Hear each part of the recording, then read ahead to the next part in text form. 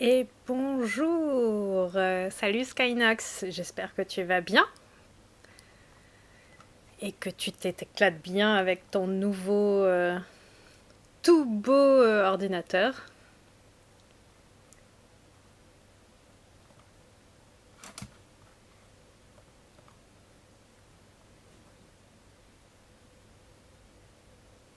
Est-ce que vous entendez bien? Est-ce que vous entendez la musique?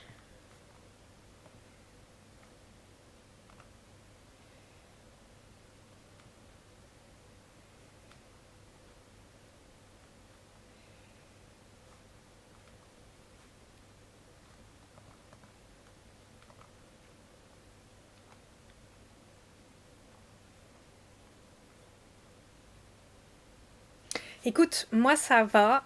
J'ai eu peur d'arriver en retard pour le live parce que j'étais en plein dans les bouchons. Je suis rentrée plus tard que prévu du boulot. Mais sinon ça va, ça va, ça va.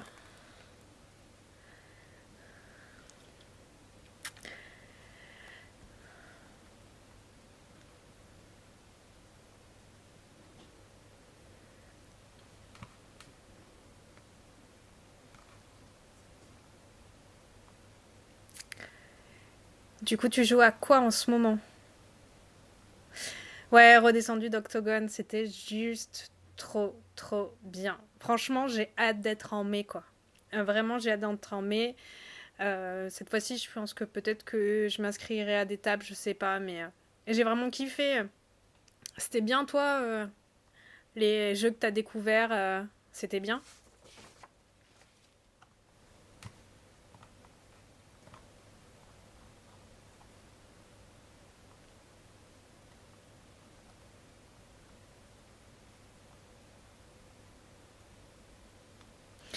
Hello, Mélianor, j'espère que ça va.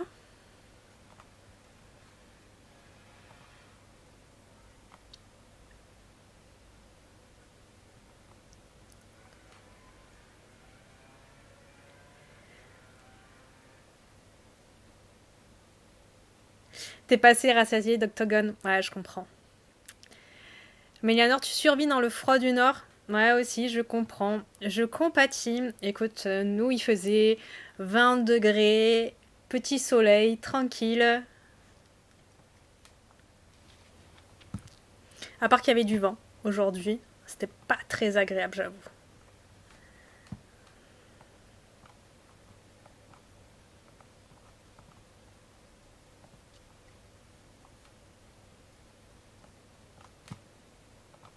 Du coup, on parlait d'Octogone. On disait que ça avait été super sympa et qu'on n'était pas rassasié d'Octogone. Qu'on aurait bien voulu continuer un petit peu plus longtemps. Euh, mais bon, ça va arriver très vite, vu que c'est en mai, le prochain. Donc je pense que on n'a pas trop.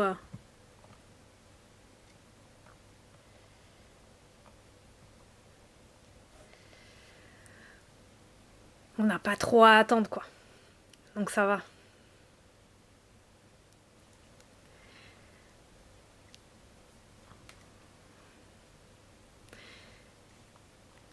Donc ça va être cool.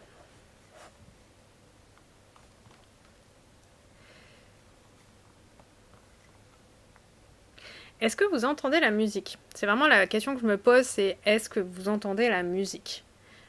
Parce que franchement, la musique, c'est important. Il faut l'entendre. Non, vous entendez pas la musique? Un jour, je vais y arriver.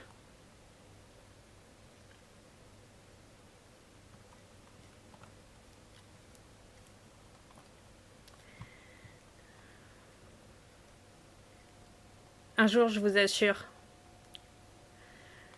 Je vais réussir à tout gérer. Le son, tout ça.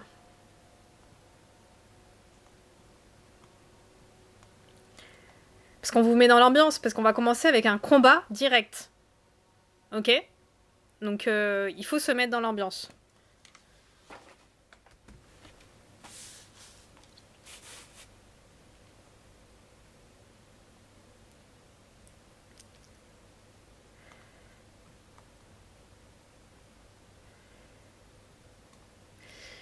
Ah, ça va si vous entendez la musique.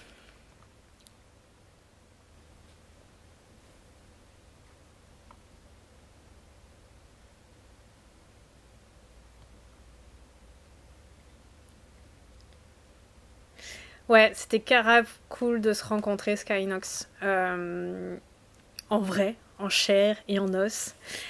Et puis, du coup, si tu retournes en mai, enfin, en tout cas, si tu as le courage, parce que ça fait des heures de. Quand même, de là où tu es, euh, on essaiera de se faire une table de jeu ensemble. Ça pourrait être cool.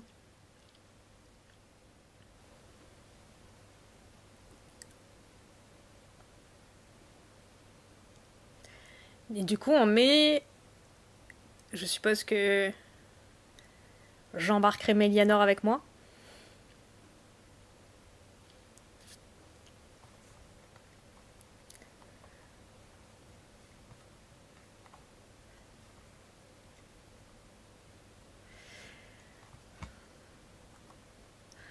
Donc,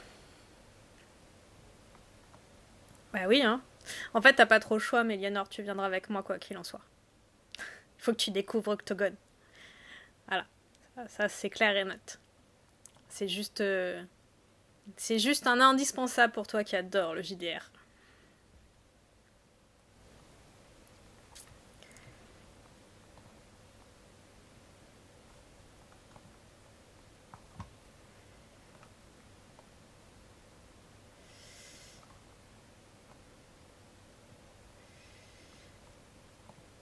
Voilà.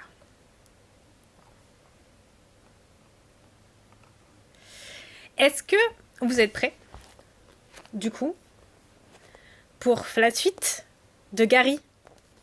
Parce qu'on l'a appelé comme ça, notre personnage, qui est déjà mort. Attendez, je vais vous dire ça. Il est mort déjà 4 fois, voilà, en 1h30.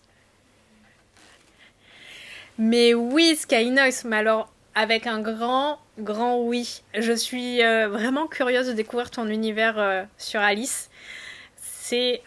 Alors, pour tout te dire, Alice au Pays des Merveilles, c'est un dessin animé qui me fait complètement peur. Je suis terrorisée par ce dessin animé.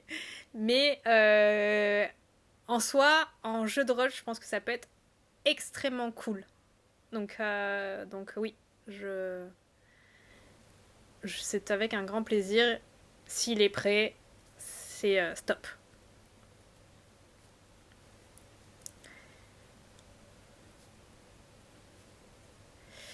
Donc oui, Mélianor est prêt aussi à jouer. Ouais, de l'horreur psychédélique, ça va être génial. Je, je pense que ça va être très bien.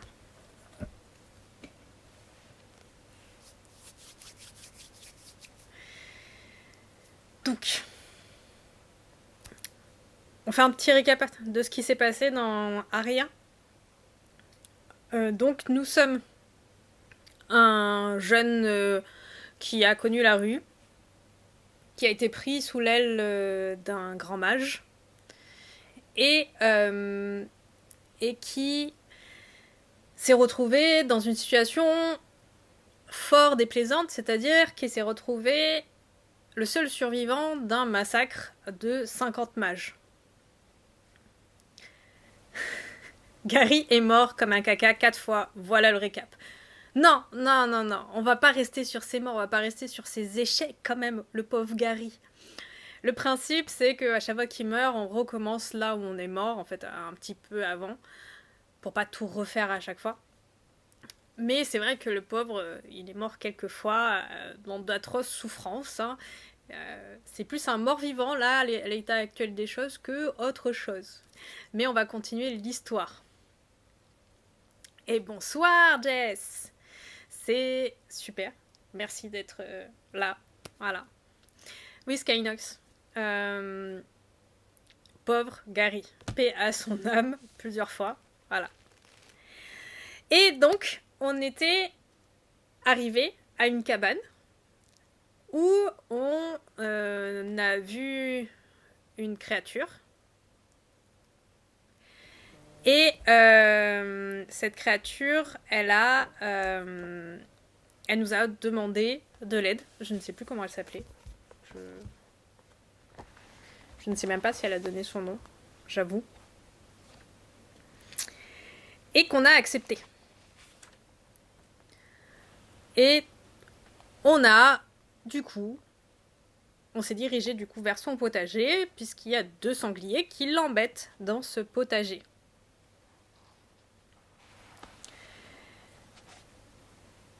Et on va commencer par un combat. Parce qu'on s'était arrêté là. Ça faisait 2 heures qu'on était sur le livre, avec 4 morts.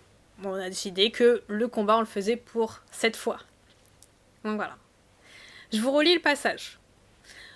Vous avancez précautionneusement dans le potager étrange et les plantes étendent leurs tiges vers vous et déroulent leurs racines comme pour vous saisir, mais trop doucement pour courir quelque risque que ce soit. Effectivement, le jardin arrière est consacré aux champignons. Certains sont si énormes qu'ils pourraient vous servir de parasol. D'autres sont petits ou multicolores. Mais ce parterre est saccagé par 2 sangliers qui foncent sur vous dès qu'ils vous repèrent. Vous combattrez ces 2 animaux en même temps. Les règles de combat s'appliquent normalement pour le premier sanglier, mais tant qu'il est en vie, tout assaut gagné contre le second n'entraînera pas de perte de ses points de vie. Cela signifiera simplement que vous avez évité sa charge. Oui, on était au sanglier.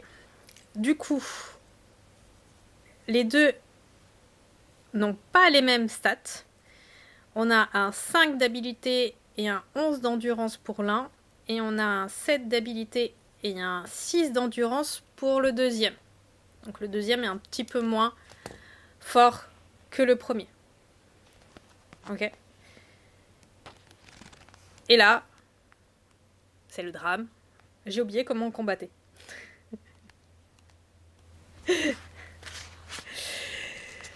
Du coup, changement d'écran. On y va, on est parti. Comme ça, vous allez voir mes dés. Je vous ai mis la carte de l'Osmali pour que vous puissiez plus facilement choisir avec moi. Donc, voilà.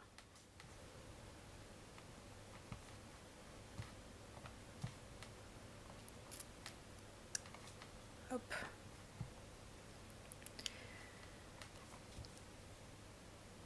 Donc on va lancer les 2 dés de notre adversaire.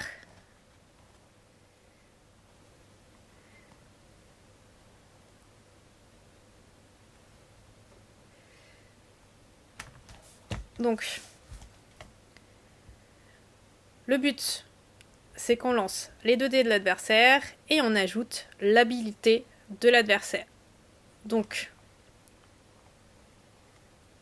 on était à 10.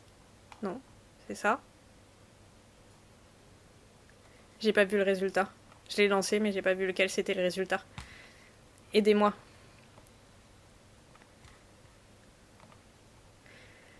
Donc,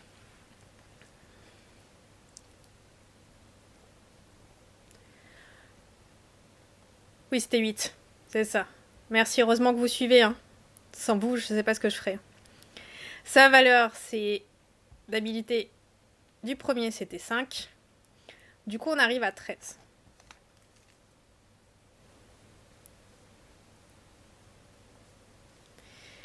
On lance les 2 dés pour moi. Hop, pardon, si je vous mets la musique, ça vous sert à rien.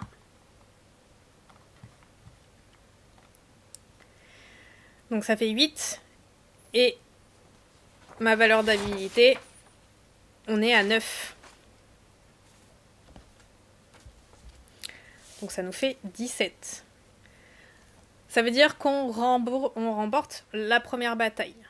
Donc on lui enlève 2 points d'endurance.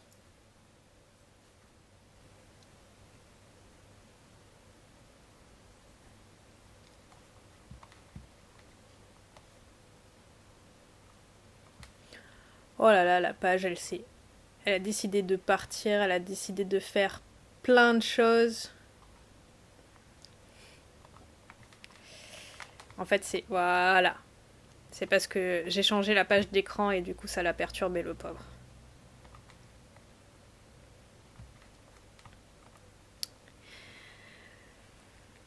Mais alors que on est en train de combattre le premier sanglier qui nous a sauté dessus, le deuxième va engager le combat aussi. Donc il va lancer ses dés.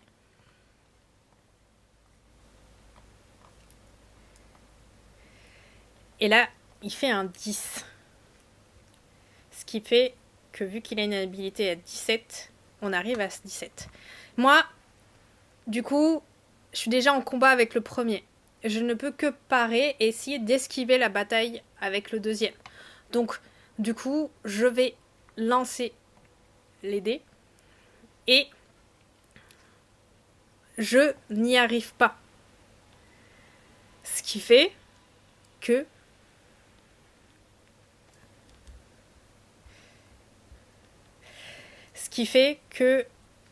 je vais perdre 2 points d'habilité. Alors, nous, on a 2 points d'endurance.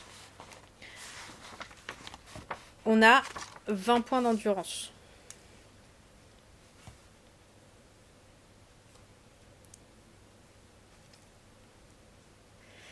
Coup de défense dans les fesses, ouais.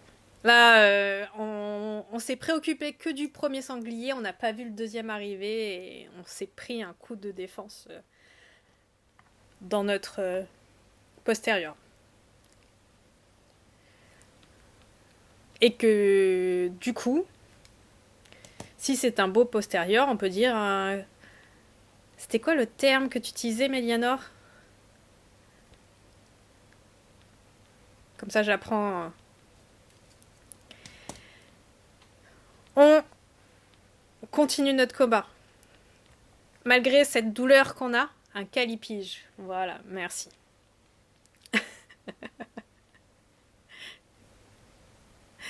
Un fiac, un as, oui, ok. Du coup, on continue notre combat. On y va. On essaye de notre... Le premier sanglier essaye d'attaquer. Il va pas y arriver. On lui enlève encore 2 points.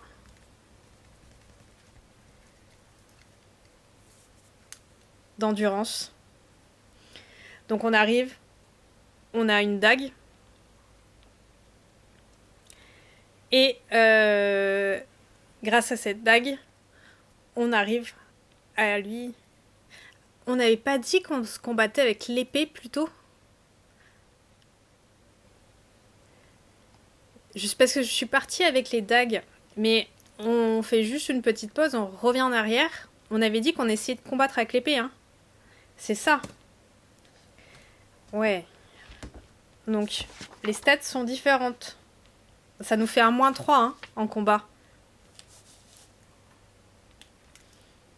Donc ça va pour l'entraînement à l'épée noire, oui. Donc pour l'instant, ça change rien. On a quand même enlevé 4 points de vie au premier... 4 points d'endurance au premier sanglier.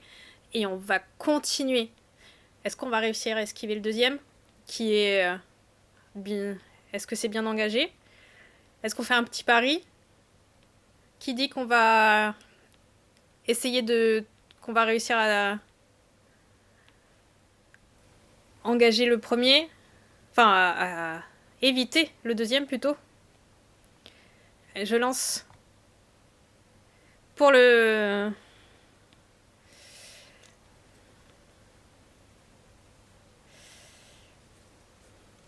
Faut qu'on fasse un très bon jet là. Attention. Oh là. Bah alors le deuxième, il est arrivé avec sa première défense, il nous a eu.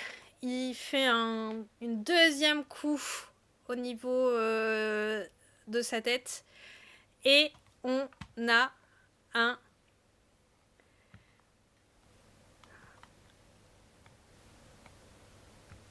Et on perd encore...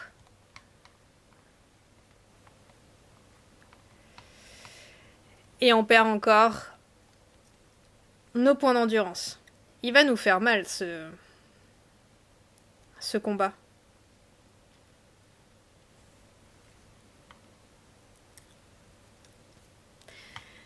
On est reparti.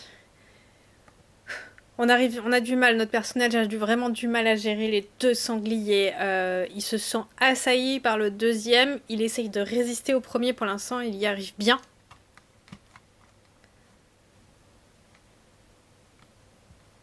Hop, pardon. J'avais diminué la fenêtre, voilà.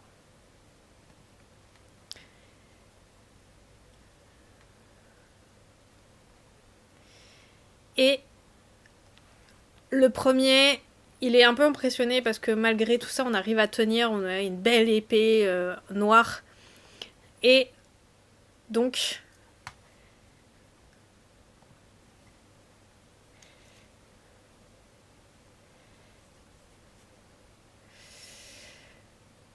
il essaye de se battre, mais non, attaqué par déjà 2 fois par le deuxième, on commence un petit peu à faiblir.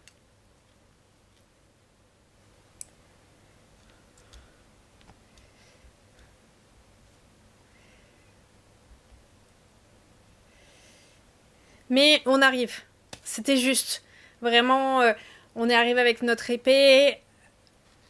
On s'est retrouvé l'épée contre sa défense. Mais on arrive quand même à passer ses limites. Mais on arrive quand même à écorcher un petit peu son museau. Ce qui fait qu'on lui fait perdre quand même 2 points de vue, 2 points d'endurance encore. C'est dur. Notre personnage subit quand même.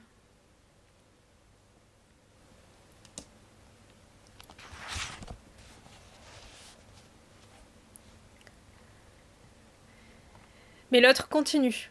Il continue à venir nous assaillir. Son groin. Oui, ok, son groin, pas son museau. L'autre, il continue. Il est là, il continue à nous assaillir.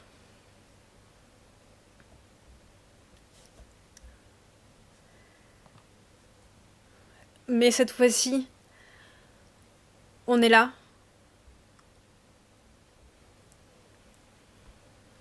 On arrive à esquiver. Ça y est, on commence à prendre le rythme dans le combat.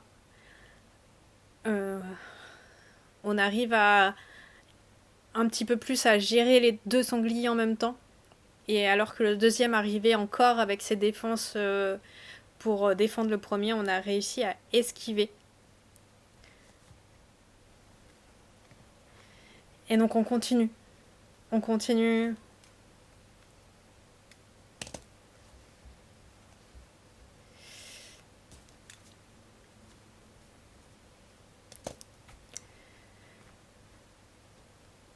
On...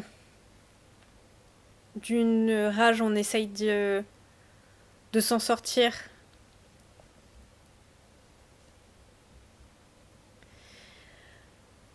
On prend un peu de recul et on refonce vers le premier pour lui assonner un coup. Un coup qui passe.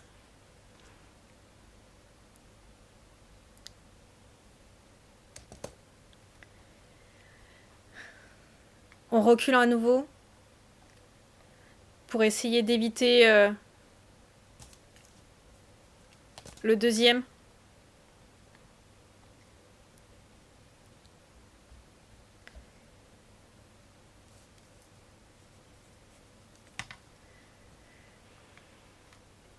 Et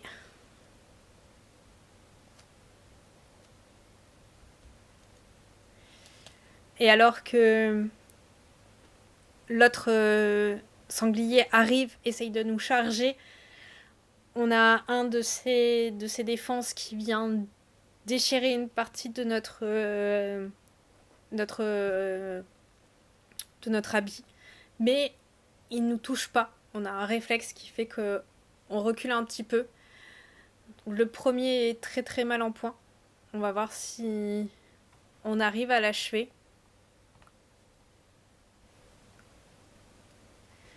Donc son premier jet.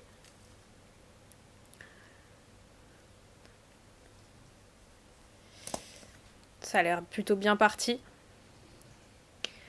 Et oui, on arrive. On commence à avoir le timing dans ce combat. Et on arrive avec notre épée noire. Et on l'achève comment? Dites-moi comment on va achever ce premier sanglier. Quel mouvement on va faire?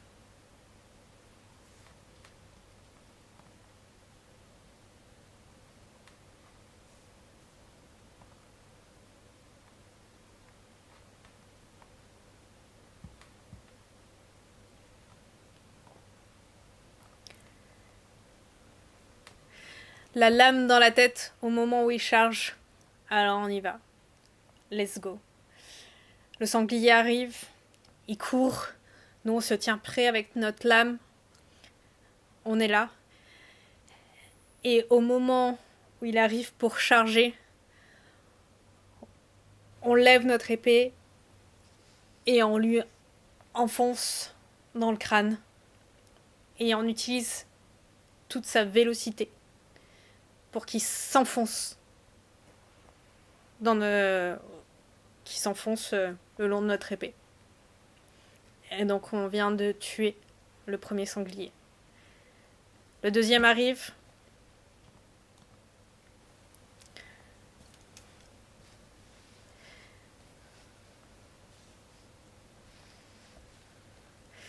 Il fonce. Il vient de voir que son ami a été touché. Mais ça le gêne pas plus que ça. Mais on arrive quand même. Il est plus gros, il est plus massif. Et on arrive quand même à lui assonner un coup. Donc à sortir notre épée du premier pour aller venir parer le deuxième et lui assonner un coup.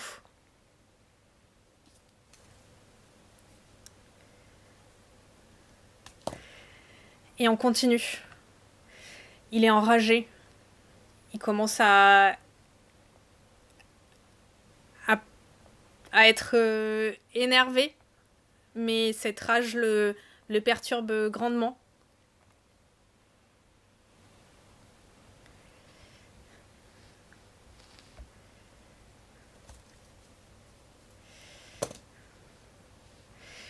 Il est vraiment perturbé. Il y a un peu de sang qui vient de couler dans ses yeux, donc il y voit un petit peu moins.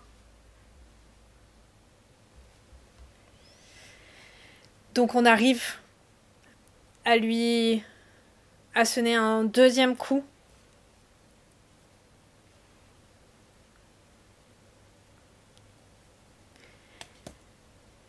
Il est un peu chamboulé, presque désespéré. Il galope.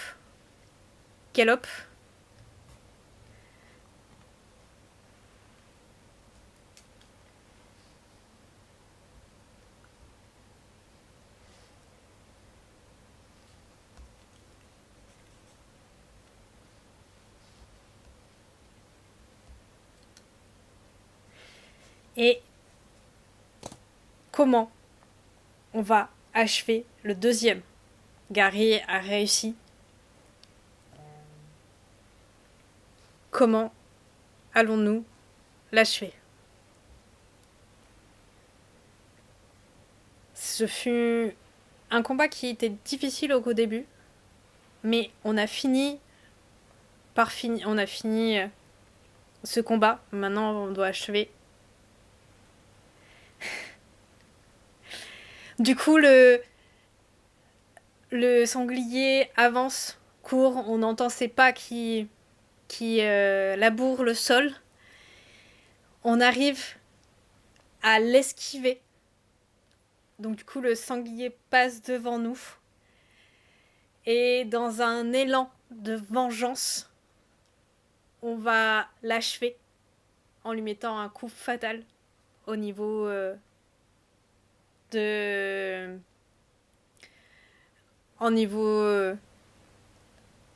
pas un coup fatal. On le laisse passer. On met un premier coup au niveau de son postérieur. Enragé, le sanglier se retourne et recharge vers nous. Et alors, on l'esquive encore une fois pour passer la lame sous son cou. Et on lui ouvre complètement. Et le deuxième sanglier s'effondre. Voici comment s'achève le combat. Et pour une fois, Gary n'est pas mort. Ça, c'est quand même cool. Et donc, direction 150.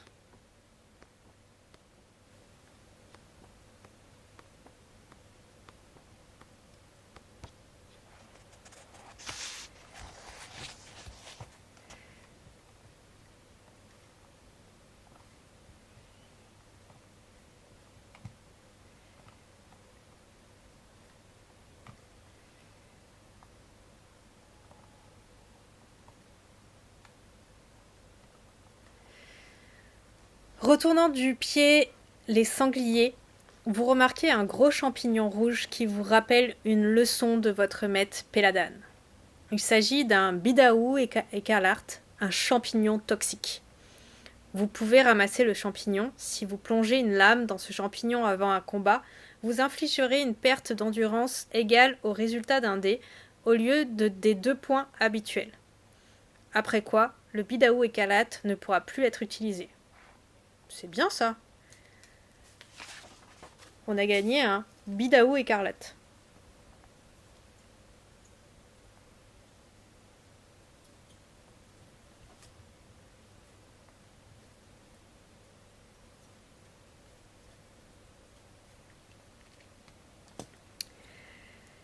Bien joué! S'exclame joyeusement la tête de pieuvre qui vient à notre rencontre. Vous avez mérité votre lit et votre repas. On va changer un petit peu une musique un peu plus calme. Hein. Elle tête la plus petite de vos prises. Nous mangerons celui-ci. Amenez-le-moi. Un sanglier sur l'épaule, vous marchez à sa suite dans son insolite demeure. J'ai un peu du mal à imaginer Gary avec un sanglier sur l'épaule. Enfin, moi, je l'imaginais... c'est vrai qu'il n'y a pas de description de Gary, mais je l'imaginais un peu... je sais pas, je l'imaginais frêle. Voilà, c'était mon image à moi. Mais du coup, un sanglier sur l'épaule, il a quand même pas mal de force, quoi. Et vous l'imaginiez comment, ce Gary ?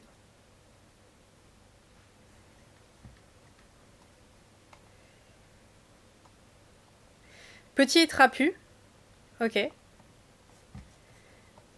Vous l'imaginez petit et trapu.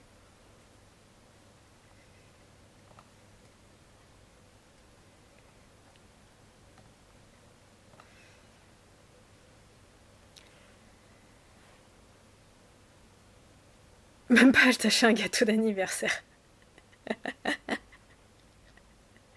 On peut rajouter à l'histoire hein, qu'elle fait un gâteau d'anniversaire à Gary parce que c'est son anniversaire aujourd'hui.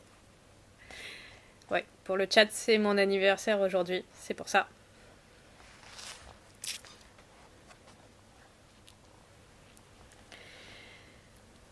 Du coup, Gary m'a fait le cadeau de gagner. Pour une fois, il est pas mort. Je trouve que c'est un beau cadeau, non ? Donc on a notre sanglier sur notre épaule, là. Ok. Alors que le soleil disparaît derrière les arbres et que les premières étoiles pointent dans le ciel, sa demeure de bois est propre et recouverte de tapis précieux. Dans la pièce principale, un brasero lumineux pend au-dessus d'une table de bois brut. La créature embroche le sanglier et l'accroche au feu avant de se saupoudrer d'épices odorantes. Pour combien de temps restera-t-il en vie ? Je ne sais pas. On pourrait faire les pronostics. Les pronostics, est-ce que jusqu'à 20h il va rester en vie ? Je pense pas. 19h. Allez, moi je parie que jusqu'à 19h il reste en vie. Au moins.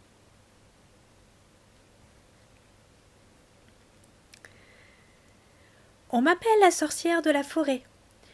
Je ne vais pas vous raconter mon histoire, mais oui, je ne suis pas étrangère à la magie. Et je sens votre flux que je ne parle pas à un profane. Vous vous demandez si mon apparence est le produit de la magie ? Eh bien non, j'ai toujours été ainsi, contrairement au sombre pays. Mais il fut un temps où ce visage qui vous effraie, eh bien, il l'appréciait dans le sud, Oh oui, oui, oui. Même chez les aristocrates guindés de Varna. Ah, bah... Le passé. Mélionore, tu dis qu'il va canner ses verres dans 20 minutes. Ok. On va voir, il est 39, donc on va voir. Votre bavarde hôte poursuit sur les futilités concernant son potager. Le sanglier rôti est excellent. Il s'agit de votre premier repas de la journée. Vous regagnez 4 points d'endurance. Ah, ça, c'est une bonne... Parce qu'on avait quand même perdu quelques points d'endurance. On en avait perdu 4. Donc on se revient à bien. Après avoir mangé, la sorcière vous mène en haut des escaliers sinueux et aux marches grinçantes qui vont s'envoler au-dessus des nuées de corbeaux. Vous parvenez dans une pièce chauffée par le conduit de la cheminée, avec pour seul mobilier un petit lit sous un énorme édredon. Édredon de plumes tissées et un vase de fer sur un rebord de fenêtre accueillante. Et un vase de fer sur un rebord de fenêtre accueillant une fleur desséchée. Le sommeil vous vient rapidement alors que vous vous glissez dans ce lit très confortablement.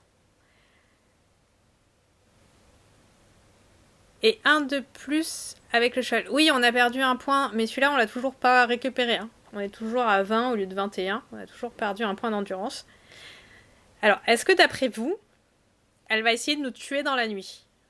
Parce que rien n'est sûr dans ce livre. Hein. Vraiment. Rendez-vous au 53.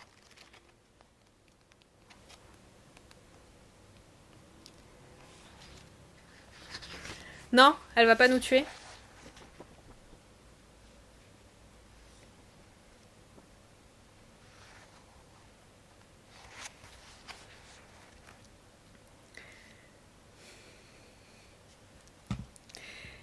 J'ai déjà la suite.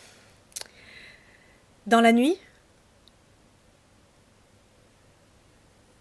Donc déjà, si tu dis que non, on l'a aidé, on l'a pas jugé, bah j'espère que quand même, elle va être cool avec nous. Dans la nuit, d'horribles gémissements vous tirent en sursaut de votre sommeil. Après quelques minutes, votre angoisse paralysante s'apaise. Apparemment, l'être gémissant est enfermé quelque part loin au-dessus de vous. Mais vous voilà plutôt gêné. Cela va être difficile de dormir dans ces conditions. Allez-vous vous forcer à dormir en vous bouchant les oreilles? Dans ce cas, rendez-vous au 30. Si le courage vous en dit, vous pouvez vous rhabiller, prendre votre arme et aller voir de quoi il en retourne. Donc l'être gémissant est enfermé quelque part loin en dessous de nous.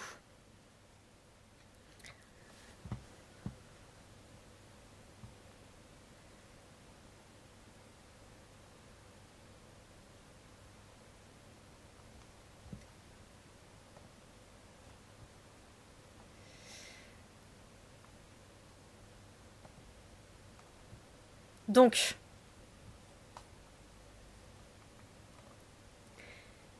qu'est-ce qu'on fait? Est-ce qu'on va voir ce qui se passe? Ou est-ce qu'on juste on se rendort? Donc Mélionore, tu es curieux.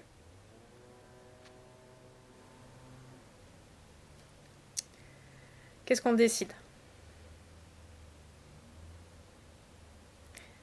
Oui, on va voir.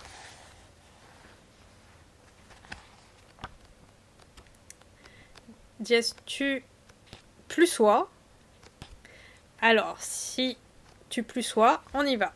116. Je suis partie trop loin.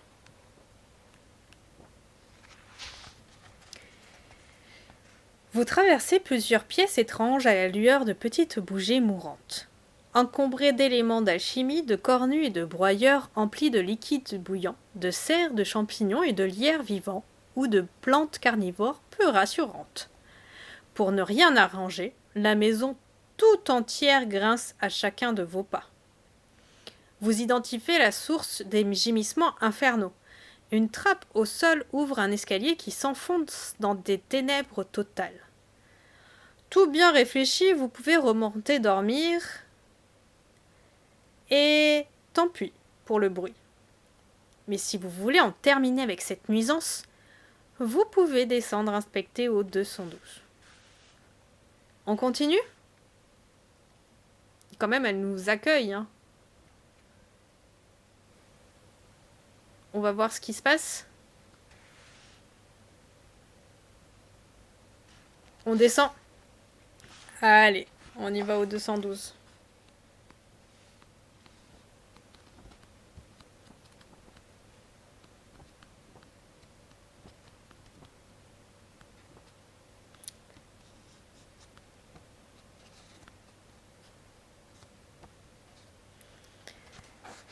Ça se trouve, elle va t'apprendre d'autres sorts. Ah bah avec plaisir, ça serait top. Franchement, ça serait top. Vous descendez des marches de pierre froide, dans l'obscurité totale, et les gémissements deviennent de plus en plus forts et terrifiants. Vous arrivez dans un espace où les marches font place à un sol plat. La source des hurlements est juste devant vous. Vous vous rapprochez, mais votre lame en avant ne rencontre rien. En revanche, quelque chose s'enroule autour de votre cou et commence à vous étouffer. Vous taillez et piquez devant vous sans succès. Ah, si vous aviez un peu de lumière! Mais rapidement, vos forces vous quittent à mesure que l'oxygène vous manque et vous succombez à votre invisible agresseur. Je suppose qu'on fait un sort. Vous vous rappelez? On peut le faire n'importe quand. Avant même que je lise la fin. Je ne me rappelle plus comment ça fonctionne. Étincelle, plus 8. 12 plus 8. On est à 20, non? La fille qui est vraiment nulle. Flamèche. C'est étincelle. Oui. Vous tracez le sort étincelle et une petite flamme vient vivement illuminer cette obscurité à laquelle vos yeux ont tenté en vain de s'habituer. Un spectacle hideux s'offre à vous car un mort-vivant au visage décomposé pendu devant vous par les pieds et écrase votre trachée avec toute la force de ses doigts pourris. La terreur qui vous envahit est telle que vous rejetez avec les forces issues d'une pure panique et vous basculez en arrière tremblant. Par ailleurs, ce spectacle vous a remué jusqu'au tréfonds de votre âme au point de vous faire perdre un point d'habileté. Vous trébuchez en reculant et vous butez contre une armoire remplie de vieux flacons. Au sommet de l'armoire, une grosse bassine se renverse et répand un acide mortel. Malheureusement, vous étiez juste en dessus. Il aura même pas tenu 20 minutes. Hein. Une fugace mais indicible douleur vous brûle tout le corps, s'accentuant jusqu'à ce que vous succombiez d'un choc nerveux. Enfin, votre corps se décompose en une flaque bouillonnotte. Il est certain qu'il y a des morts plus agréables.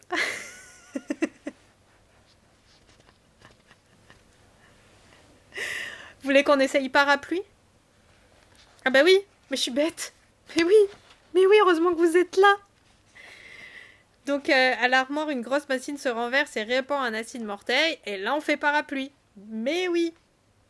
Donc 64, ce qui nous donne un 284. Heureusement que vous êtes là, hein.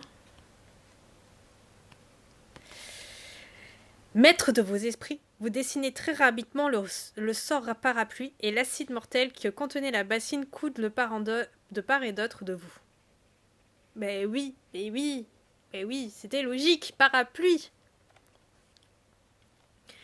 La lumière de votre étincelle éclaire un laboratoire ancien. Un pentacle est gravé dans une plaque de bronze sur le sol, et divers ouvrages rongés par les vers sont ouverts sur une table de travail. Lorsque l'acide fumant a été absorbé par le sol, vous dégaignez votre arme pour en découdre avec votre adversaire, qui vous paraît bien moins terrible maintenant que vous pouvez voir son visage, aussi repoussant soit-il.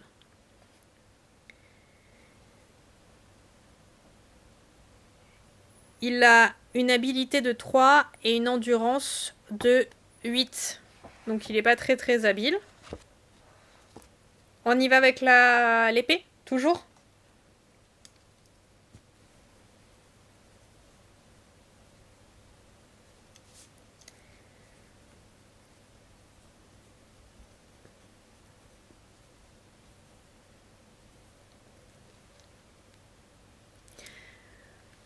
On va être casse-goule avec l'épée. C'est ça. On est reparti pour l'épée.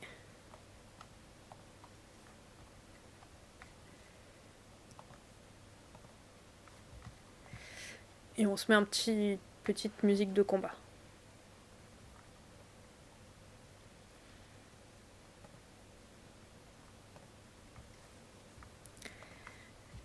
Allez, c'est parti.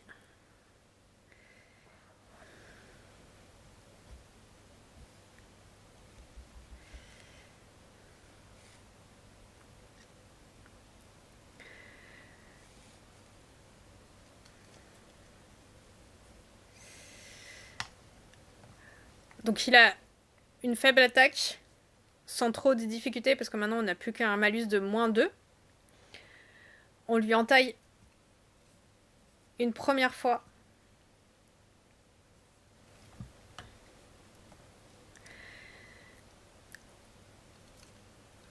On continue. Il est vraiment tout mou. Il est un peu moins agile. On y va, mais on arrive quand même à l'avoir. Même si le fait de tailler cette chair putréfiante est très particulière, c'est vraiment très très très bizarre. Il y a une odeur bizarre qui s'en dégage. On y va. Il a quand même des réflexes assez prononcés.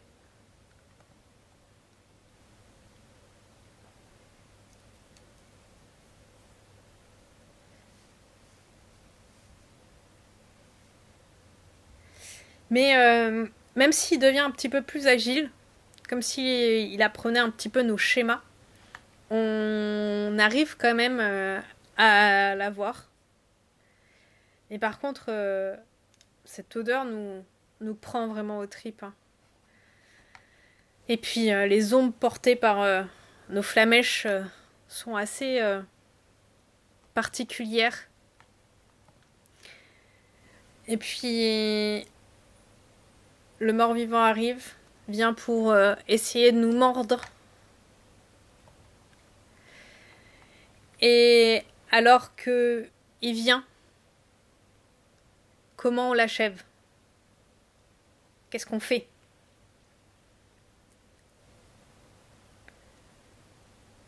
Et là, il va essayer de nous mordre.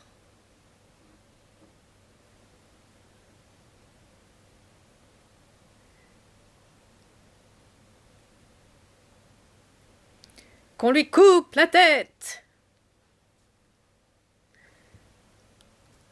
On est encore? On y va. On lui coupe la tête.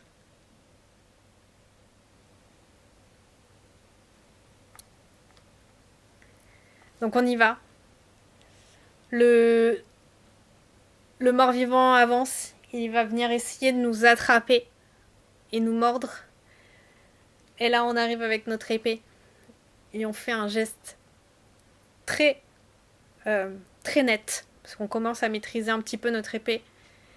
Et on voit la tête de ce pauvre mort-vivant commencer à rouler. Et le corps s'effondrer.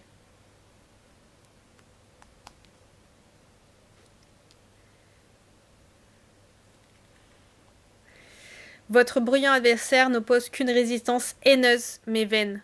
Lorsqu'il meurt à nouveau, le calme renaît alentour et vous avez l'impression que toute chose, morte ou vivante, vous remercie. Dans un coin de la pièce, vous trouvez un marteau, 3 en argent, gravé d'un pentacle, qui a la particularité de doubler les dommages que vous infligez contre les créatures mortes vivantes. Si vous souhaitez prendre cet objet avec vous, son poids est tel qu'il compte pour 2 objets dans votre besace. Satisfait, vous remontez dans votre chambre et retrouvez la chaleur d'un lit que vous venez de quitter. pour vous endormir presque aussitôt. Qu'est-ce qu'on fait ?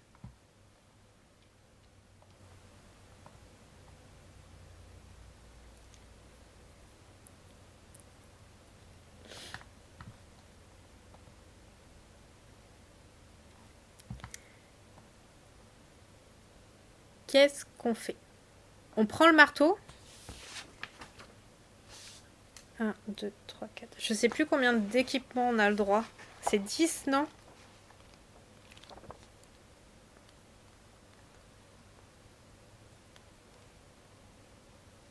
C'est ça, jusqu'à 10 objets. On prend le marteau. Ok.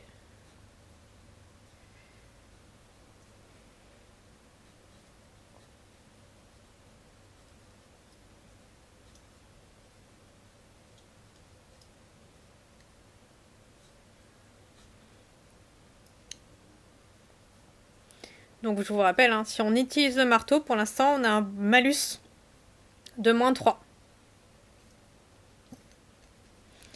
Et par contre avec notre épée on n'a plus qu'un malus de -1.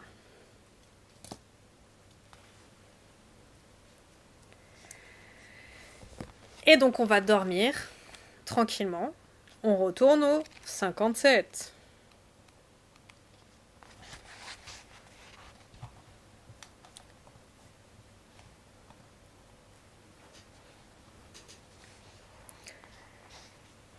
Vous passez une nuit reposante, comme vous en avez peu connu.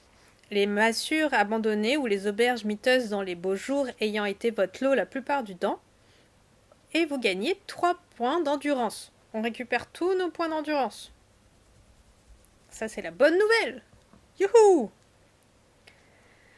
Lorsque vous descendez de votre chambre, la sorcière vous a préparé un petit déjeuner à base de champignons frits et de sangliers grillés que vous appréciez particulièrement, qui vous fait gagner 2 points d'endurance supplémentaires. On ne peut pas gagner plus que ce qu'on a.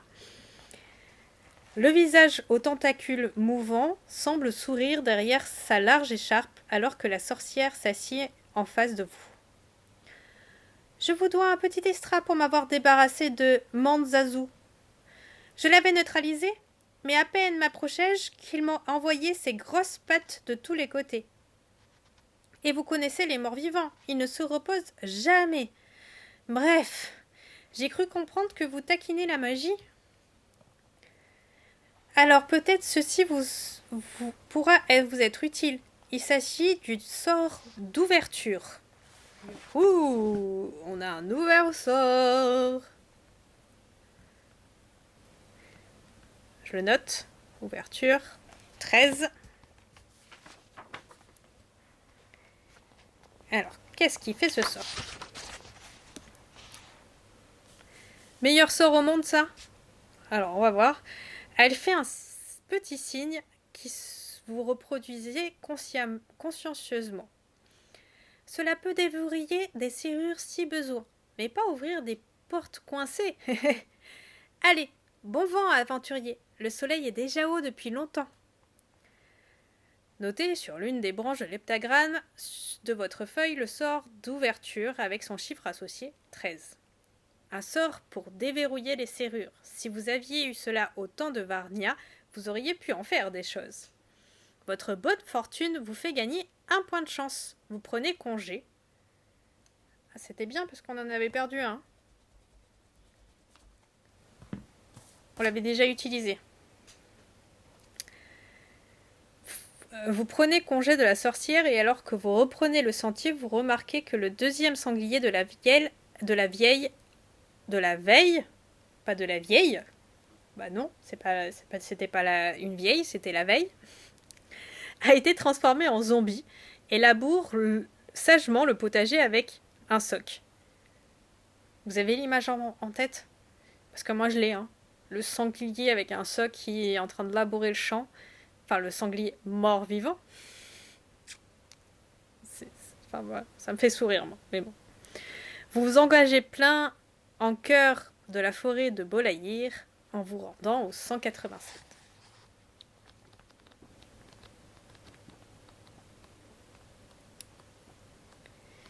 On y va, on y va, on y va, on y va. Mais qu'est-ce qui va se passer? Alors, pour finir, quand même, on a échappé à la mort. Hein. Il va être 19h et on a échappé à la mort. J'ai dit quoi? 187. Mémoire de poisson rouge, je suis dorée, je suis dorée. Je suis pas bleue, mais je suis dorée.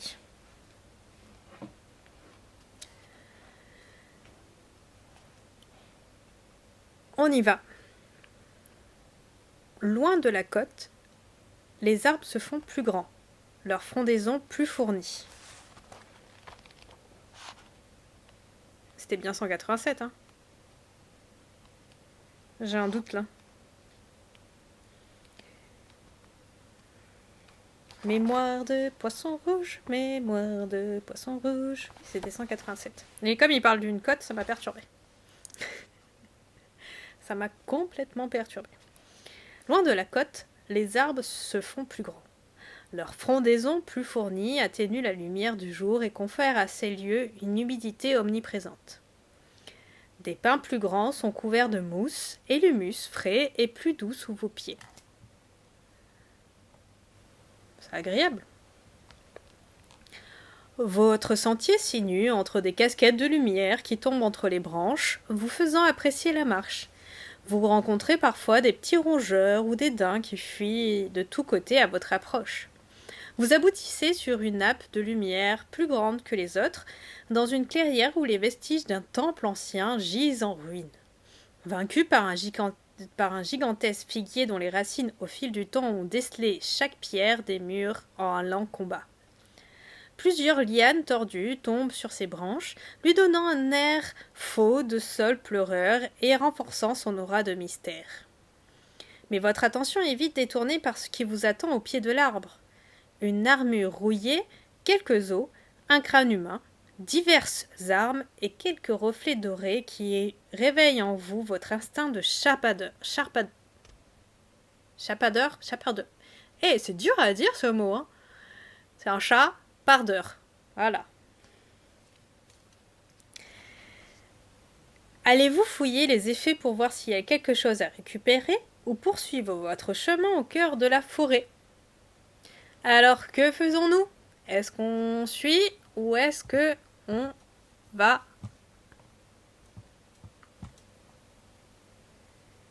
On suit notre chemin?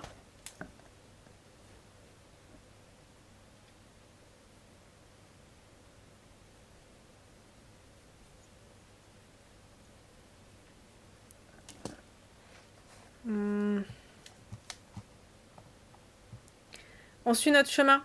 On ne fouille pas. On continue au cœur de la forêt. Ça sent le guet-apens quand même si on fouille, hein.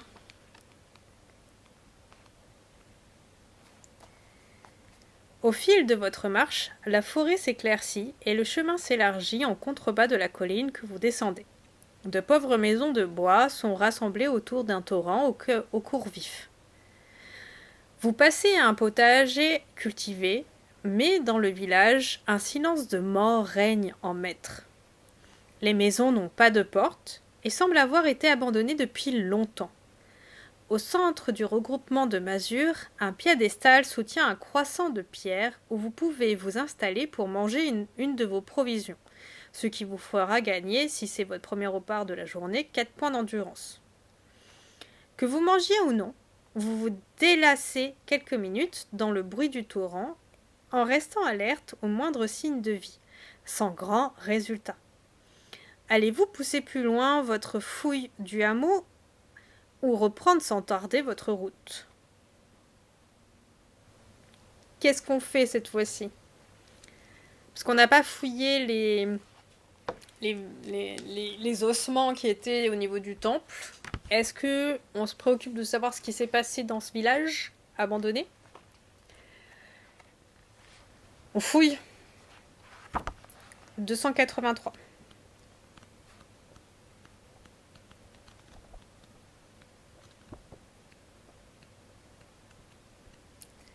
Donc c'est loin. 283.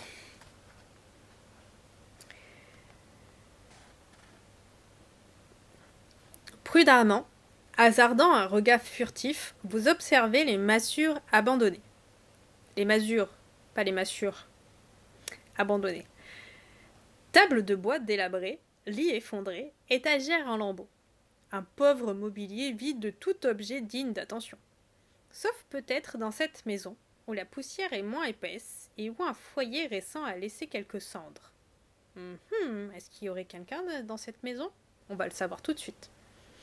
Mais alors que vous vous tenez sur le seuil, on vous pousse sans ménagement sur le sol et vous entendez le crissement d'une épée que l'on défouraille. Mort au chien de Varna! Vous dégainez en retour et faites face à un pauvre air maigrichon, aux yeux tombants, vêtu d'un ancien uniforme de la garde de Varna, qui tombe en lambeaux. C'est parti pour un combat. On se bat avec quoi? Toujours l'épée? Ça n'a pas l'air d'être un mort-vivant. Moi, je propose qu'on continue avec notre épée. À moins qu'on essaye le... Il a quand même une habilité à 10, alors que nous, on est habile à 9. Donc, il a une habilité plus grande que nous. Et il a une endurance à 10, et nous à 21.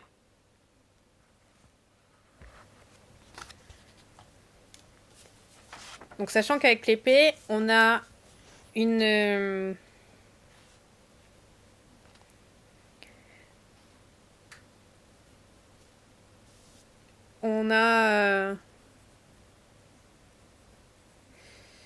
On a moins 1, pardon. On a moins 1.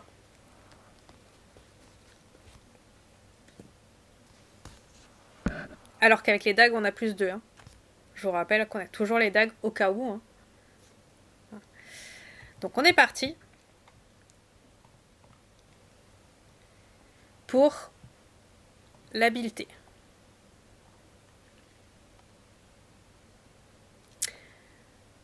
Et c'est parti pour le show. Ça commence plutôt mal. Hein.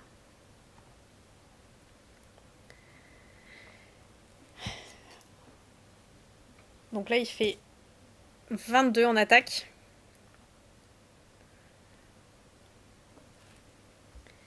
Et nous, on fait moins.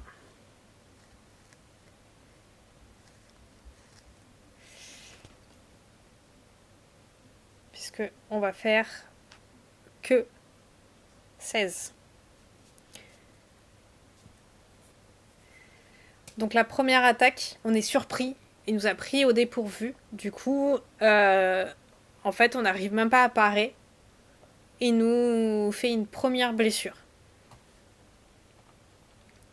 On continue. Il va faire 17 en attaque. Et nous, on arrive... Enfin, on reprend un peu nos esprits. On arrive à parer son attaque et à le blesser. Et à lui entailler un petit peu le bras. Ce qui fait qu'il recule un peu.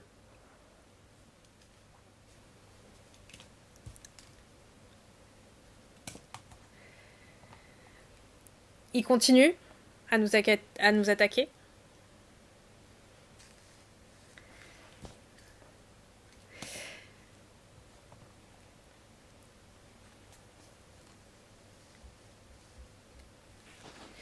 Et c'est dur. Là, vraiment, on est épée contre épée et on force. On est vraiment là, on essaye de forcer contre lui pour essayer de l'attaquer. Et au dernier moment, on arrive à esquiver pour que lui, il passe. Et du coup, on arrive à nouveau à le blesser.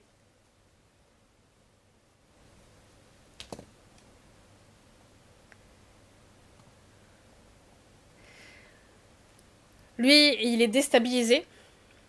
Et il trébuche un petit peu.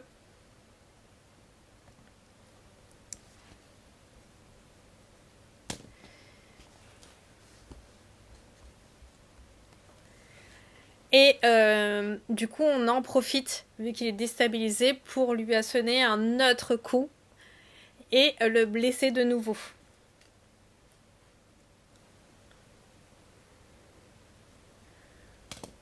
Il commence à être assez blessé. On voit qu'il commence à avoir du mal à se mouvoir. Mais il est quand même... il a envie de se battre, quoi. On voit, il est fervent.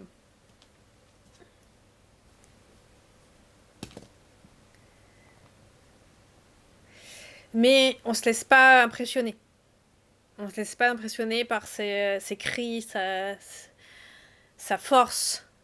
On y va et on arrive à contrer ses attaques et à le blesser de nouveau. Et on continue. On voit qu'il commence à bien boiter, on l'a bien entaillé au niveau de la hanche. Et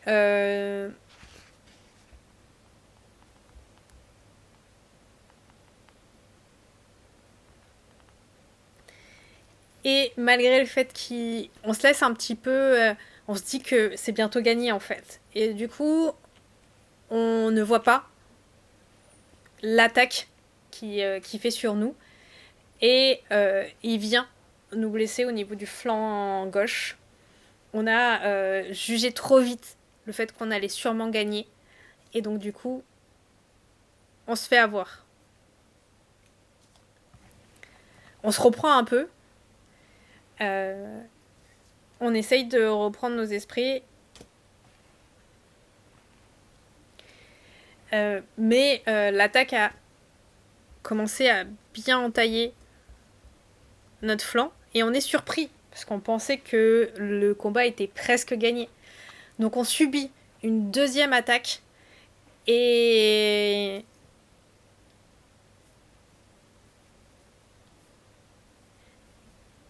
du coup, on recule un petit peu pour essayer de prendre un peu nos esprits et essayer de réussir un petit peu mieux nos attaques.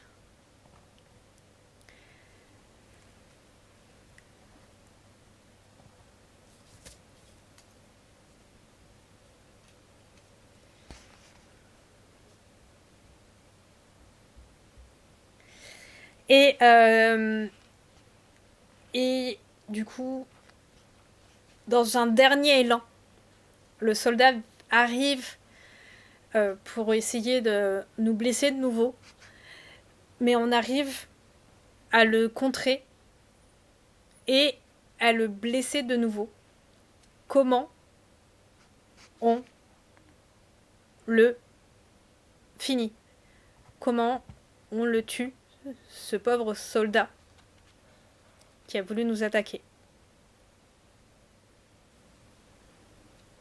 Qu'est-ce qu'on fait? Quelle est la manœuvre? On est là, on avait reculé un petit peu. Et le soldat qui avait pris un peu plus d'espoir là, parce qu'il nous avait blessés par 2 fois, arrive vers nous. On lui entaille les tendons d'Achille. Ok, moi ça va. Du coup, il nous charge, on arrive à l'esquiver et on vient couper ses tendons, ce qui fait qu'il s'écroule par terre complètement. Et dans sa chute, il se tape aussi sûrement la tête, ce qui fait qu'il est totalement inconscient au sol. Et Gary a survécu encore à un combat.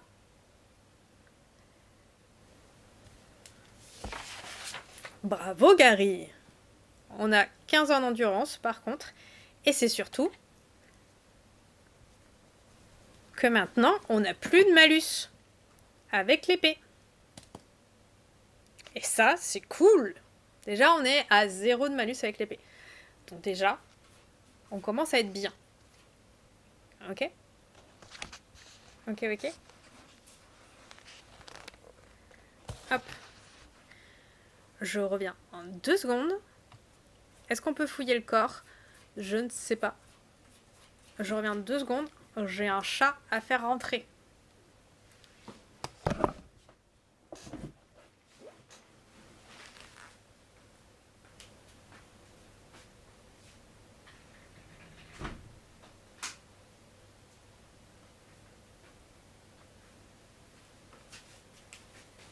Hop. Les chats sont les maîtres du monde. Non, on ne peut pas fouiller le corps.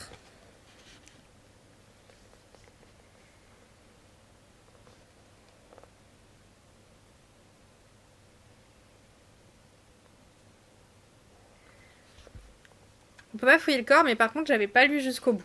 Donc on va revenir un petit peu en arrière. Parce qu'il disait que si on réduit son endurance à 4 ou moins, il vous implore de lui laisser en vie. Est-ce que on lui laisse la vie sauve ou est-ce qu'on va jusqu'à la fin du combat qu'on a fait au complet? Parce que j'ai pas lu jusqu'au bout parce que à partir du moment où il y avait on a entamé le combat, j'ai pas lu la suite.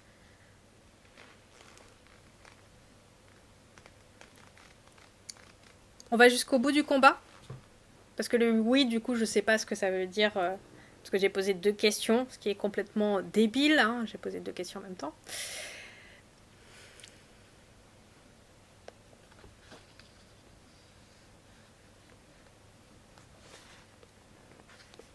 Donc on va jusqu'à le tuer. Il n'y a pas de loot. Oui, on lui laisse la vie. Ah d'accord. Alors, on va en 26. Donc on accepte d'interrompre le combat et on va en 26.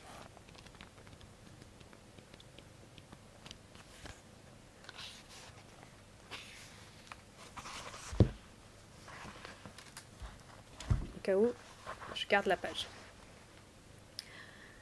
Vous baissez votre garde et le cœur battant.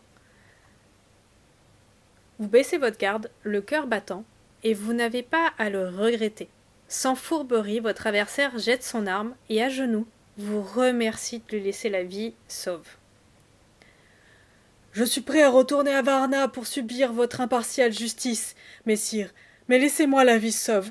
Par Basilios, le roi des dieux. Dans un déluge de paroles, il vous confesse son histoire. Éphialtès, car c'est son nom, était un membre indolent de la garde de Varna, à la loyauté toute relative. Le manque de zèle à Varna, comme toute faute jugée devant un tribunal militaire et le rigoureux Xiazar, l'avait sans délai condamné à 7 ans d'exil dans le sombre pays. Il subtilisa sa solde de la garnison avant de partir, mais malheureusement, il la perdit par la suite au pied d'un figuier particulièrement vivace. Le figuier qu'on a échappé, hein. C'était le figuier où il y avait le temple. Depuis, il s'est installé dans ce hameau apparemment déserté. Il y vit dans la crainte que Xiaxar ait envoyé une escouade pour le punir de son dernier forfait. Mais vous lui expliquez amèrement que bien vous vous doutiez que Xiazar ait oublié, il y a actuellement bien d'autres problèmes à régler, comme une armée venue du delta de Kutaya. Alors un nouveau Khan se dresse dans les terres du nord. Finalement, c'est encore ici, dans le pays sombre, qu'on sera le plus à l'abri. Mon compagnon d'infortune, je ne peux rien te donner en échange de la vie que tu m'as épargnée. Mais si j'en ai l'occasion, sache que je te rendrai la pareille. Vous êtes lucide sur la valeur d'une telle promesse proférée par un parjure, mais vous le remerciez poliment et prenez congé. Rapidement, le hameau disparaît derrière vous. Et on va au 180. Bon, il nous a rien appris, hein.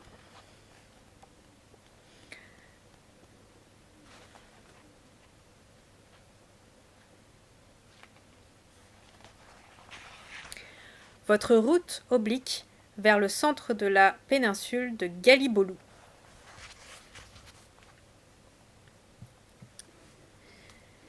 Longeant une large rivière que vous ne jugez pas prudent de traverser à la nage, malgré son flot tranquille. Avec le soleil déclinant sur la frondaison et les premiers insectes de nuit venant volter autour de vous, vous remarquez un pont couvert franchissant la rivière. Après vous êtes assuré que les planches de bois pouvaient bien supporter votre poids, vous les traversez pour arriver sur une zone herbue où la forêt ne reprend ses droits que loin à l'est sur l'horizon. Plus que jamais, alors que de lourds nuages tonnent et chargent l'atmosphère d'électricité, vous avez l'impression d'être dans le sombre pays ou plutôt dans cet empire déchu qui fut autrefois l'Osmanli. À quelques lieues hors du chemin, au-delà de champs en friche depuis des siècles, vous apercevez une petite habitation. Allez-vous rejoindre cette habitation ou vous constituez un abri de fortune sous le premier arbre que vous trouverez? Qu'est-ce qu'on fait? Est-ce qu'on fait un abri de fortune ou on va dans l'habitation, sachant qu'il y a l'orage qui arrive? Je pense qu'être sous un arbre avec un orage, c'est pas la meilleure des idées, hein.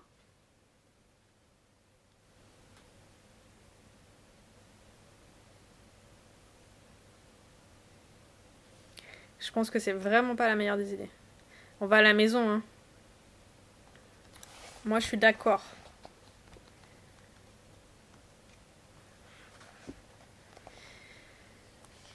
Des nuées de corbeaux s'envolent à mesure que vous traversez les champs de blé sauvage envahis par les pieds herbes vivaces et quelques jeunes arbres tordus. L'habitation est une ancienne ferme aux murs blancs et au toit en chaume où le temps a creusé de grands trous.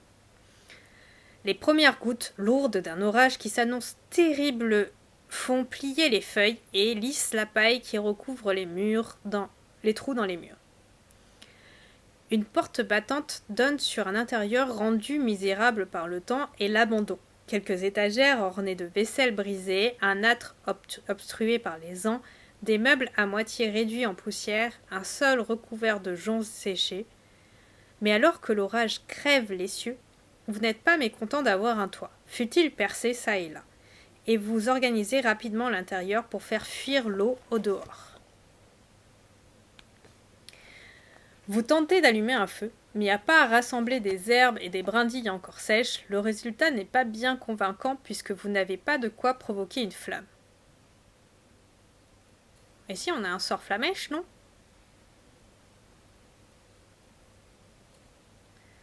Vous vous blottissez contre la paille moisie et vous pouvez manger une de vos provisions si vous le souhaitez.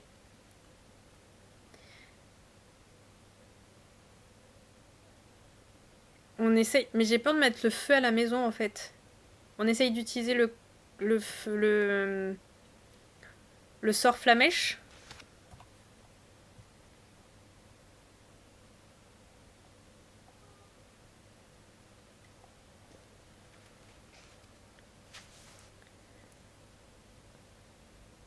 C'est une flamèche, du coup tu crois qu'on va pas mettre le feu? Allez, alors on est au combien? 211, et je me rappelle plus, le sort flamèche c'est 8.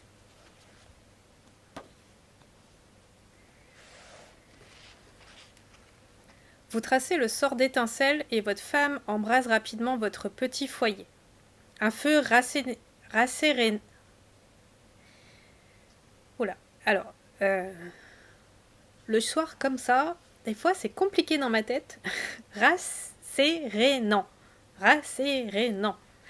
Crépite et vient combattre la présence oppressante des éléments qui se déchaînent au dehors. La fumée odorante des joncs et de la paille réchauffe votre refuge, et bien que la situation ne soit pas extrêmement brillante, ce confort relatif vous offre un tel contraste avec la tempête que vous vous sentez rassuré. L'éclairage des flammes met à jour un gros ouvrage au-dessus d'une armoire effondrée. Il s'agit d'un in-folio, un grand livre couvert de cuir vert épais et scellé par un verrou rouillé par les ans. Verrou! L'état des pages vous désespère un peu d'en tirer quelque chose, le tout s'étant solidifié comme un bloc de pâte molle avec l'humidité des lieux. La serrure est solidement fermée et maintient les pages attachées.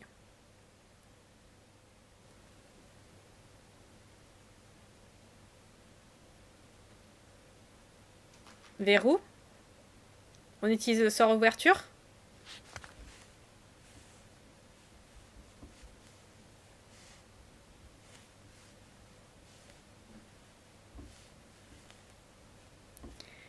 Allons pour ouverture. Allez, on y va.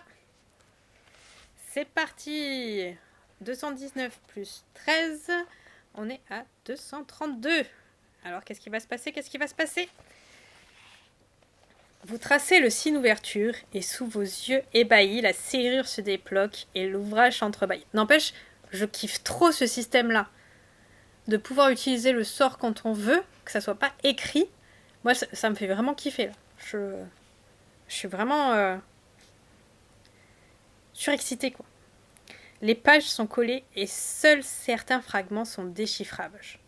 L'ouvrage n'a rien de mystérieux, rendant compte de mouvements de marchandises et de comptabilité des récoltes. Une page écrite au lendemain de la chute de l'empire d'Osmanli attire plus particulièrement votre attention. À la lumière des éclairs et des ombres étranges que provoquent les flammes de votre foyer, l'écriture penchée et travaillée a des accents envoûtants. Les terres au nord de la Marmoréenne ont tellement changé que les cartes sont à refaire. Mais il y a pire encore. Un dieu ancien a élu domicile en la cité de Sanakal, le dieu des brumes lui-même, que nos ancêtres révéraient et dont le nom a été oublié de nos jours. J'ai cru que c'était un catalogue, la Redoute. Avec la saison hiver du sombre pays.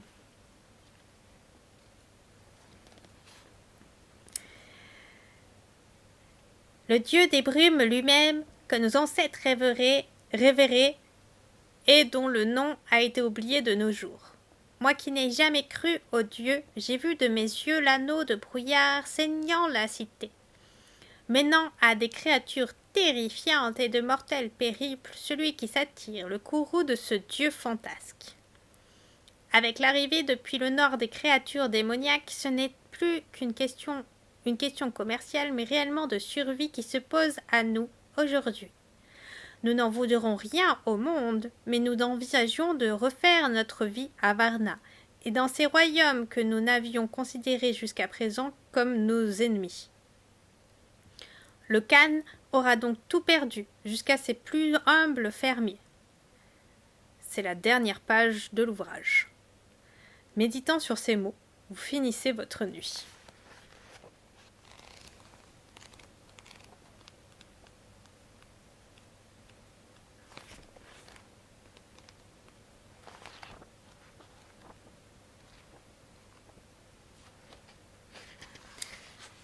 Bon, comment vous trouvez l'histoire pour l'instant? Moi j'aime bien, hein. J'aime beaucoup. J'ai vraiment envie de savoir ce qui se passe. Et qu'est-ce qui va lui arriver à ce pauvre Gary? Vous tracez le sort d'étincelle. Attends, je me suis trompée. Je suis repartie là où il fallait pas. Parce que je reviens en arrière.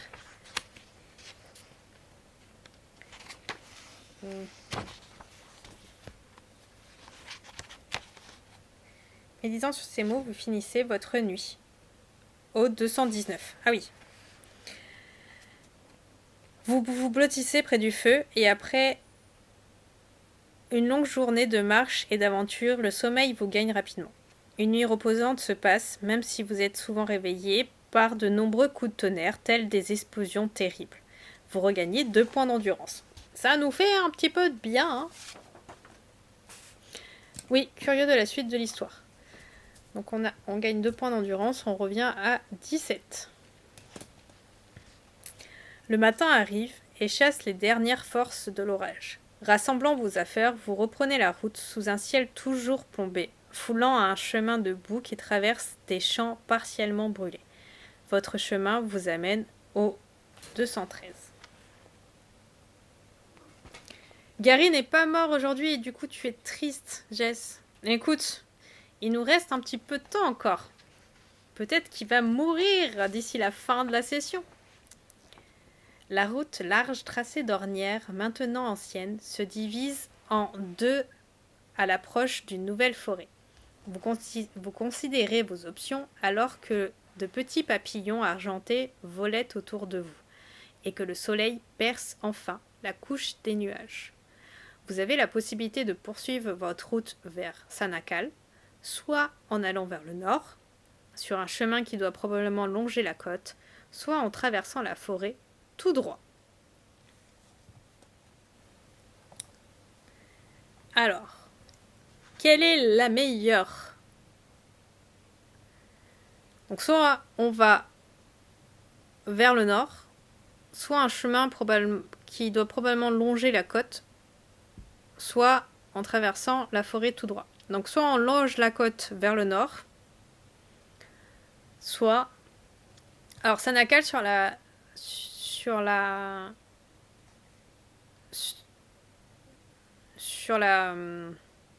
Je vais y arriver. Sur la carte, c'est tout en bas à droite.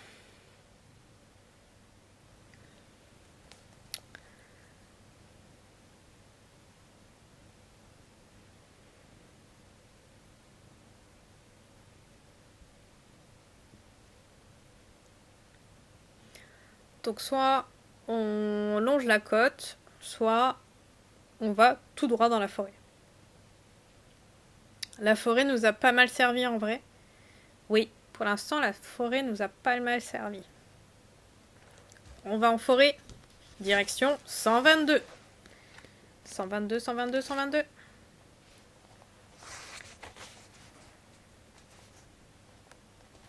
Vous replongez dans la forêt de Bolaïr, sur un sentier qui s'amincit au fur et à mesure que vous pénétrez en son cœur. Le sentier s'y est nu entre des arbres gros et feuillus que vous ne pouvez identifier. Les branches sont parfois si basses que vous devez progresser, courber, écartant les fourgères et pétinant les ronces. Vous avez la possibilité d'un buisson de mûres sauvages de prendre un déjeuner s'il vous reste au moins une de vos provisions. Vous regagnez ainsi 4 points d'endurance. On va prendre peut-être une provision, non? Parce qu'en fait, on n'en a pas pris jusqu'à maintenant. 4 points d'endurance, 17, 18, 19, 20, 21. Ça nous fait reprendre tous nos points de vie. Enfin, nos points d'endurance, pardon.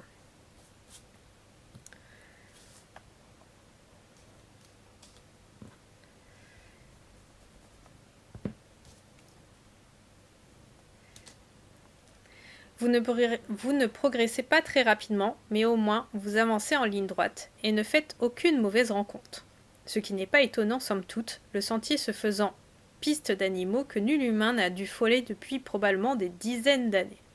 Ces bois vous laissent une impression de mystère, les grands arbres enveloppés de brume, immobiles et silencieux, se dressant comme les gardiens de l'inconnu qui se terrent plus après. Si vous êtes en possession d'un arc ou de flèche, vous pouvez tenter de tirer un lapin. Dans ce cas, lancez 2 dés. Si le résultat est inférieur à votre total d'habilité, on n'a pas d'arc et de flèche, donc on va pas tirer de lapin. Le petit rabbit, il va rester en vie. Le soir tombant, vous rassemblez ce qui vous reste de vos forces pour dégager un petit emplacement et fabriquer un abri de fortune. Encore quelques jours comme cela, et vous serez devenu un vagabond professionnel. Fourbu, blotti sous un lit de feuilles séchées, vous sombrez dans un sommeil en quelques instants.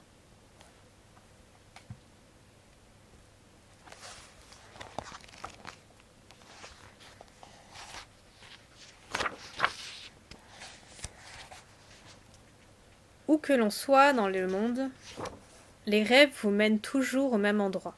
Dans une semi-conscience, vous auriez presque l'impression d'être à nouveau dans une rue froide, certes, mais à l'ombre de l'enceinte fortifiée de Varna.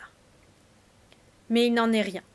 Au milieu de la nuit, un craquement inhabituel vous fait relever d'un bond, l'âme au clair. Au travers de la frondaison, une grande lune au contour rendu flou par la brume éclaire les arbres immenses d'une lumière fantomatique.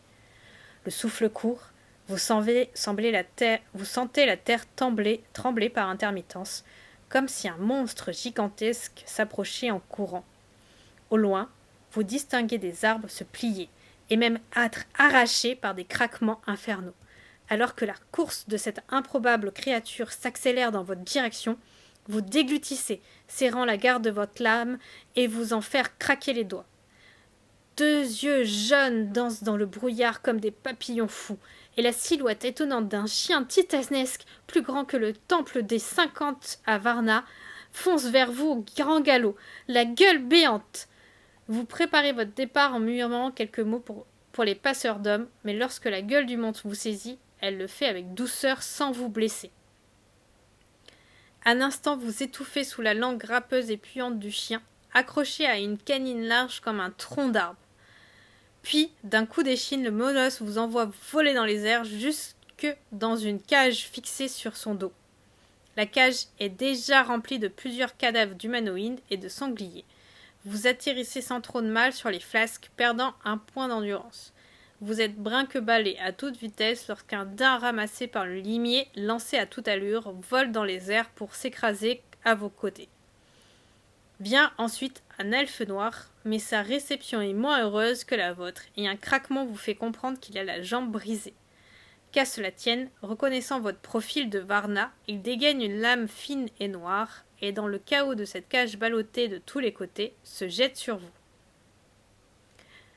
Alors, je l'ai lu jusqu'au bout, mais est-ce que vous voulez qu'on essaye un sort avant qu'il nous chope ?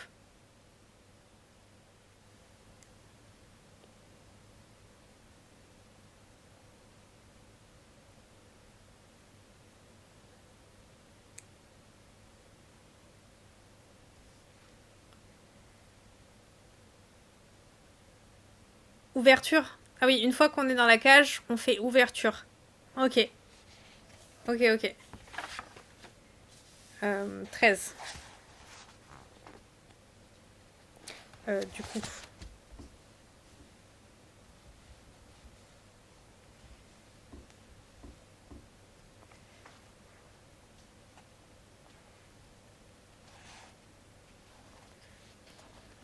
Ça fait 71.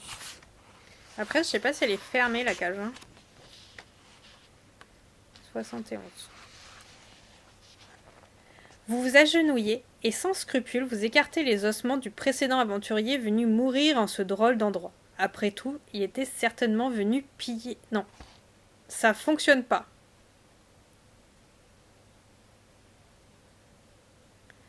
Ça ne fonctionne pas. Du coup, c'est qu'on peut pas le faire.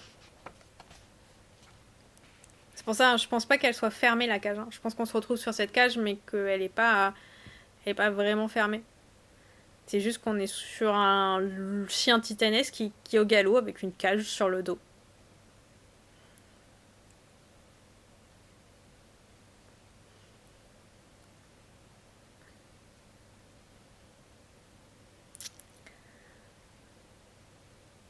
Un combat contre l'elfe. Un combat contre l'elfe. Après, il a une habilité de 7 et une endurance de 7. Donc en soi, il est moins fort que nous puisqu'il est blessé. Okay.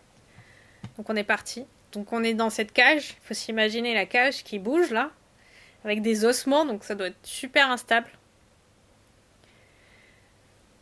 L'elfe essaye de nous attaquer. Mais on va dire qu'on est en meilleur état que lui. Et on a la même lame que lui. Oui. Donc dans cette cage qui bouge, qui bramballe, on a vraiment... Salut Vantavixen. On est en train de vivre les histoires de Gary. Je vais très bien.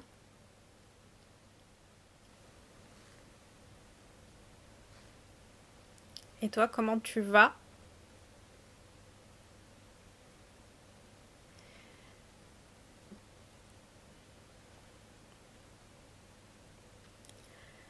Du coup, le premier assaut fonctionne.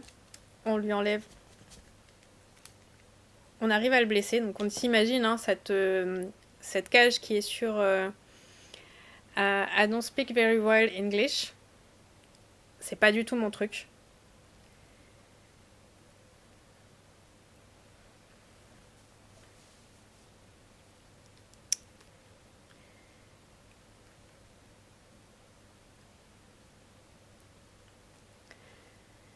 Donc cette cage là qui est sur ce dos de gros chien. Donc mais moi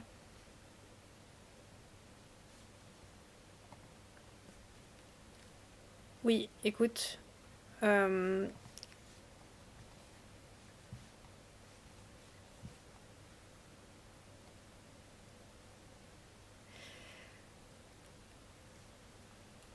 oui, alors désolée si j'ai mis anglais, c'est you like do c'est top ça.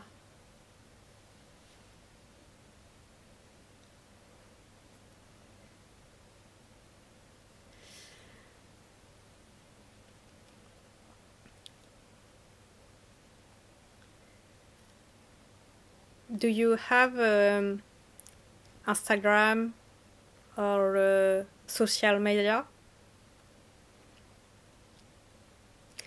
Parce que du coup, Vanta Vixen, il fait des choses pour les streamers et il me demande si je veux voir certains de ce qu'il dessine. Donc je lui demande s'il a certains social media.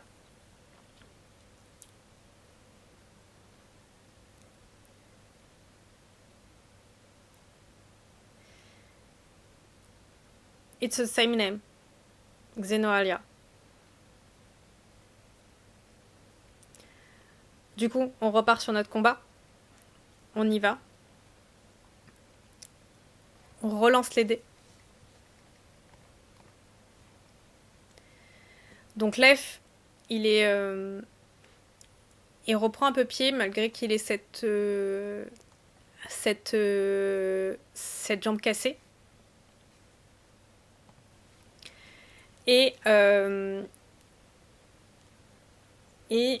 nous, on n'a pas ardu un peu pied là. Le loup, il a un petit peu avancé et il a un petit peu.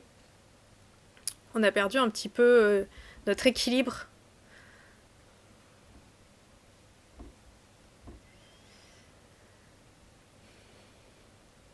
Et du coup, il arrive à nous toucher.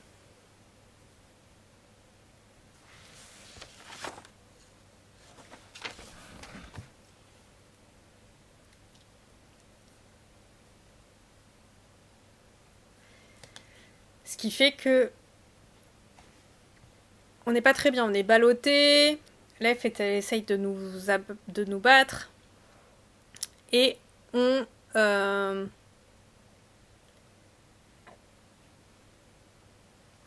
Ok.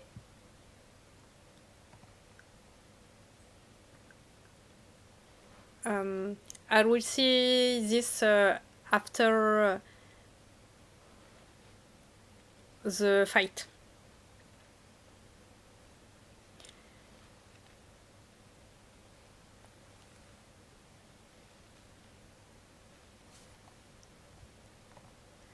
Du coup, on est un petit peu ballotté. Left aussi. Et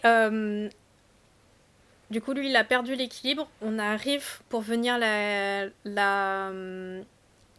combattre. Et on arrive à le toucher. Donc, faut s'imaginer, hein, c'est un combat dans une cage avec des os pleins. Cette cage humanoïde.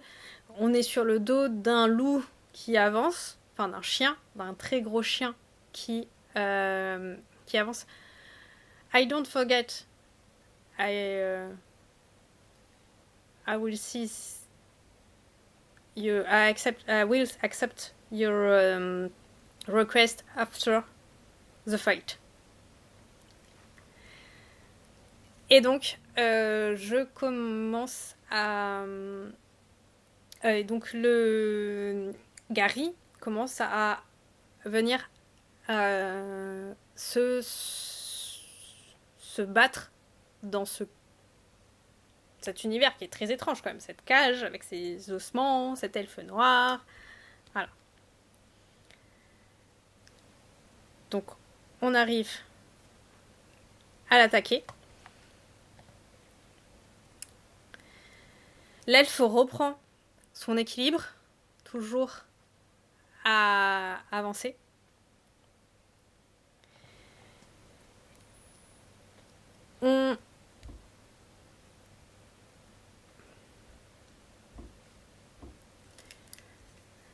On est ballotté dans tous les sens. C'est un peu compliqué d'arriver à se battre dans ces conditions-là. Ça donne presque même un peu le mal de mer. Hein. On a l'impression d'être un petit peu ballotté par les vagues. Et ce qui fait qu'on perd à nouveau notre équilibre et qu'on est à nouveau touché. Voilà. Et malgré sa blessure, l'elfe arrive à nous toucher. Mais là, on a fait en sorte de venir un petit peu le bousculer, ce qui fait qu'il est obligé de s'appuyer sur sa jambe blessée. Et donc, on arrive à le déstabiliser et donc à lui envoyer un coup qui va venir le blesser. En fait, on n'y va pas avec on y va avec l'épée, mais avec la poignée de l'épée pour venir lui donner un coup dans la tête. On arrive à le blesser. L'elfe est complètement... il a le nez en sang. Il est complètement déstabilisé. Et donc, comment on va l'achever? Donc je vous rappelle, on entend les pattes du loup avancer. On est dans cette cage. On a cet elfe qui est arrivé et qui a voulu nous combattre parce qu'on vient de Varna.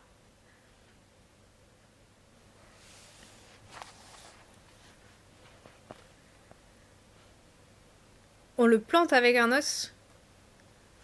Tu crois que c'est humainement faisable?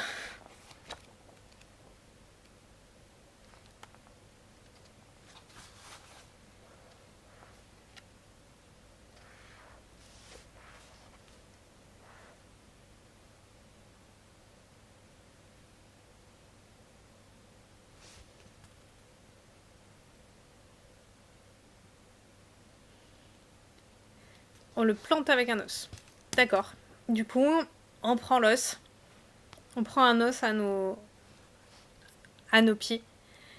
Et alors que l'elfe est complètement ensanglanté au niveau du visage à cause de notre coup là, on va venir lui planter l'os.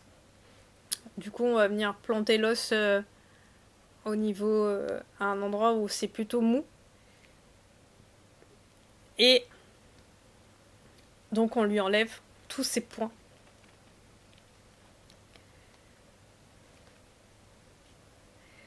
Et alors que l'elfe noir regarde avec dégoût sa blessure et notre lame, donc en l'occurrence notre os, là, c'est alors que le chien géant lance en l'air un énorme grizzly qui manque de vous écraser tous les deux avant de vous relever sur ses pattes arrière en grognant.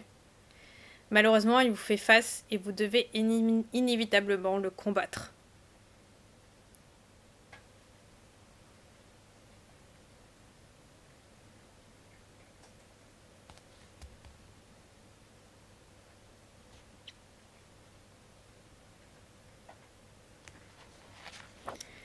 Donc juste avant qu'on lui plante notre os en fait, mortellement, l'elfe, en fait on a reçu ce grizzly.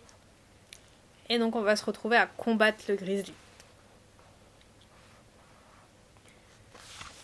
Donc vous imaginez, on est vraiment sur ce... Enfin, la scène est quand même rocambolesque, quoi. On est sur ce loup avec une cage sur ce loup, enfin sur ce grand chien. Et ce chien attrape des animaux, des humanoïdes et les met dans la cage. Enfin, c'est quand même fou, non? Enfin, moi je sais pas, mais cette image est quand même assez phénoménal. Voilà.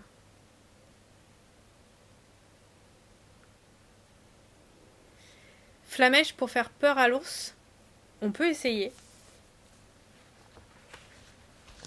On peut essayer.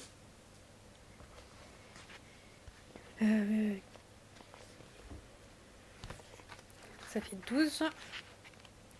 Peut-être plus 8.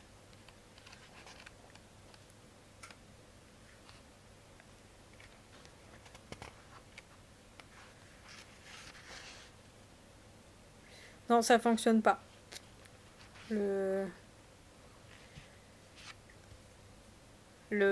sort ne fait rien.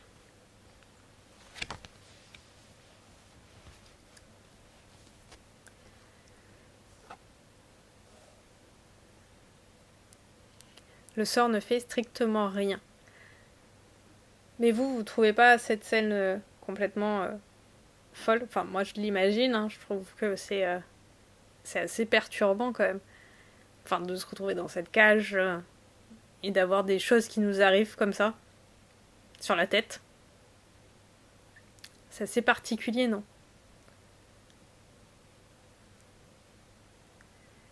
Un peu de mal à imaginer, j'avoue. Ouais, en fait, je pense que c'est ça. C'est tellement particulier qu'en fait, on a du mal à imaginer la scène. Euh, Du coup, moi, ce que je vous propose, c'est qu'on garde le grizzly et la fin de ce truc complètement improbable pour la prochaine fois, pour lundi prochain. D'accord? Et comment vous trouvez l'histoire actuellement?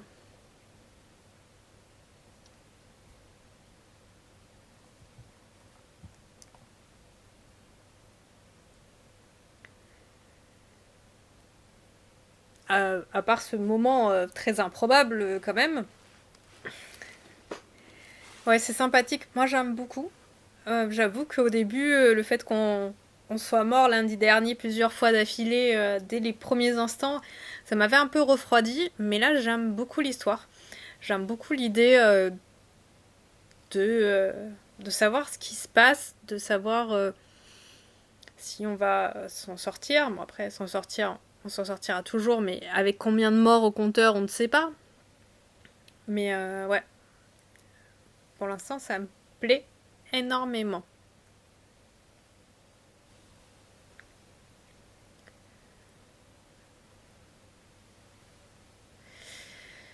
Donc, sur ce, on se retrouve lundi prochain à 18h. Sinon, ce jeudi, je suis en live, mais pas sur ma chaîne. Je serai en live sur la chaîne de World Awakening pour un JDR en live.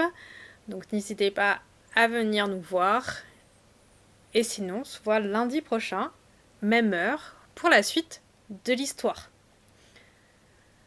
Donc, je vous souhaite une bonne soirée. Et si jamais vous ne savez pas quoi faire après, il y a Roll and Play qui fait son live de fin de, euh, de participation. Donc voilà, si vous ne savez pas quoi faire, vous pouvez aller les voir. Donc je vous souhaite une bonne soirée, merci d'être avec moi. Franchement, j'ai passé un très bon moment, j'ai vraiment kiffé. Et donc, je vous dis à lundi prochain. Bonne soirée à tous et à très vite.